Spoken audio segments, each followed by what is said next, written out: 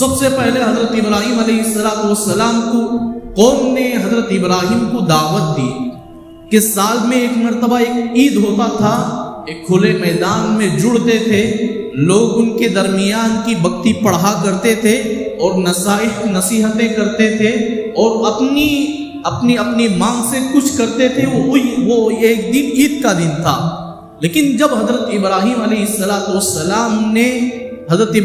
السلام کو ان کی قوم نے آ کر بلایا کہ آج کا عید کے دن ہے، پورے لوگ وہاں میدان کو چلے جاتے ہیں، آپ بھی اس میں آ جائیں۔ حضرت ابراہیم نے فرمایا انی سقیم، میں بیمار ہوں۔ حالانکہ حضرت ابراہیم بیمار نہیں تھے اور نبی کبھی جھوٹ نہیں بولتے۔ اور پھر یہاں کیوں جھوٹ یہاں کیوں بولے گئے؟ حدیث پاک میں لکھا گیا ہے، جو جملہ انی سقیم، میں بیمار ہوں بتلایا گیا، جس چیز پر تم بیمار پڑے ہیں، جس چیز کا تم قبول کرتے سجدہ کرتے ہیں، میں ان چیزوں سے بیزارگی کا اظہار کرتے ہوئے بیمار ہوں، یعنی ان چیزوں میں بھی بیمار ہوں جس سے تم اپنا معبود سمجھتے ہو۔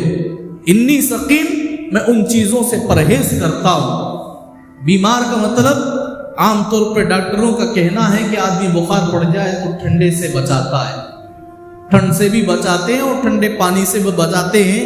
ڈاکٹر کا کہنا ہوتا ہے کہ تم یہ گولی اور ماترے گرم پانی سے استعمال کرو۔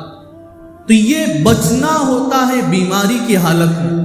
حضرت ابراہیم نے فرمایا انی سقیم، میں ان چیزوں سے بچنا چاہتا ہوں جن چیزوں کو تم اپنا معبود سمجھتے ہو۔ فقال انی سقیم فتولوا عنہ مدبرین، جب وہ حضرت ابراہیم کے بیمار کا جملہ سنے تو فتولوا عنہ مدبرین، پیٹ پھیر کر وہ اپنے عید منانے کے لیے چلے گئے۔ فتولوا عنہ مدبرین، پھر حضرت ابراہیم علیہ السلام نے اپنے علاقے میں دیکھا کہ ایک آدمی بھی نہیں ہے، تو حضرت ابراہیم علیہ السلام کلہاڑی لیے بت خانے کے اندر چلے گئے، مندر کے اندر چلے گئے، پورے بتوں کو مارا، کسی کا سر توڑ دیا، کسی کا کان توڑ دیا، کسی کا ناک توڑ دیا، کسی کا سونڈ جو تھا اسے توڑ دیا، کسی کا کوئی ہاتھ توڑ دی، کسی کے پاؤں توڑ دیا، ہر ایک کو زخم بنا دی۔ لیکن جو سب سے بڑا بت تھا، حضرت ابراہیم نے اس کے کلہاڑی لے کر اس کے کھندے پر اٹکا دی، اسے زخم نہیں بنایا۔ حضرت ابراہیم نے اسے صحیح سلامت چھوڑ کر اس کے کھندے پر کلہاڑی اٹکا کر واپس آ گئے۔ لوگوں کو جب ان کی عید منانے کے بعد واپس آنے لگے، سب سے پہلے واپسی پر اپنے گھر جانے سے پہلے لوگ بت خانے میں جا کر اپنا پوجے کو مکمل کر کے گھر جایا کرتے تھے۔ دیکھا کہ پورا بت خانہ ٹوٹ کر پڑا ہوا ہے، مگر ایک بت جو بڑا تھا وہ صحیح سلامت ہے اور اس کے کھندے پر کلہاڑی لٹکا ہوا ہے۔ اب حضرت ابراہیم علیہ السلام کی طرف لوگوں کو گمان گیا اور لوگ کہنے لگے کہ ہمارا اور ہمارے معبودوں کا دشمن فقط ابراہیم ہے، اس کے علاوہ کوئی اور نہیں ہے۔ تو لوگوں نے مشورہ کیا، مشورہ کے بعد حضرت ابراہیم کو بلایا گیا۔ تو حضرت ابراہیم علیہ السلام کو جب پوچھا گیا کہ یہ کس نے توڑا، حضرت بولنا چاہیے تھا، حضرت ابراہیم بولنا چاہیے تھا کہ میں نے توڑا، تو حضرت ابراہیم نہ سوال کا جواب دیے، نہ جواب کے طریقے سے کوئی اور سوال بنایا، بلکہ حضرت ابراہیم نے یہ موقع کو غنیمت سمجھا اور کہنے لگے یہ جو تمہارا بڑا بت ہے نا، کلہاڑی جس کے کھندے پر ہے، تم اسے خود پوچھو کہ یہ چھوٹے معبودوں کو کس نے توڑا ہے۔ حضرت ابراہیم علیہ السلام کو قوم کہنے لگی یہ ہمارا بت کیسے بات کرے گا؟ تو حضرت ابراہیم کہنے لگے جس بت خود اپنے آپ کو بچانے کے قابل نہ بن سکا تو تمہاری کیسی مدد کر سکے؟ تمہاری کیسے مدد کرے گا؟ جو اپنے اعضاء کو توڑنے والا آیا اور توڑ کر چلا گیا، تم اسے کچھ نہ کر سکے، بت خاموش کھڑے رہے، لیکن وہ خود ضائع ہو گئے اور نہ کچھ نہ کر سکا، تو ایسی حالت میں اپنے آپ کو بچانے کے قابل نہ رہے تو تمہیں کیسے بچائیں گے؟ خود کی مدد نہ کرنے کے قابل تھے تو تمہاری کیسی مدد کریں گے؟ تو حضرت ابراہیم علیہ السلام کی یہ حرکتوں کو، ان باتوں کو لوگوں نے سمجھ لیا کہ حضرت ابراہیم کے علاوہ کسی نے توڑا نہیں. تو پھر حضرت ابراہیم کو نمرود کے پاس لے جایا گیا. حضرت ابراہیم علیہ السلام کو جب نمرود کے سامنے کھڑا کیا، فرمایا، نمرود نے کہا کہ تم مجھے اپنا معبود سمجھتے ہو کہ نہیں؟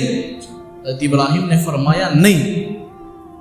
حضرت ابراہیم سے نمرود کہنے لگا کہ میرے دربار میں جو بھی آتا ہے میرا قدم بوسی کرتا ہے، میرے قدموں کو چومتا ہے اور مجھے اپنا معبود سمجھتا ہے.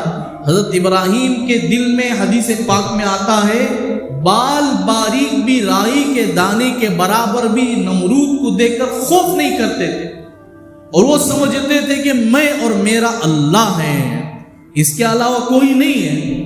تو حضرت ابراہیم نے نمرود سے کہا، جب میں تجھے رب مانوں تو قدم بوسی کروں، میں تجھے اللہ مانا تو نہ ضرور اپنے قدم بوسی کروں، میں تجھے اللہ ہی نہیں مانتا ہوں تو تجھے قدم بوسی کیسے کر سکتا ہوں.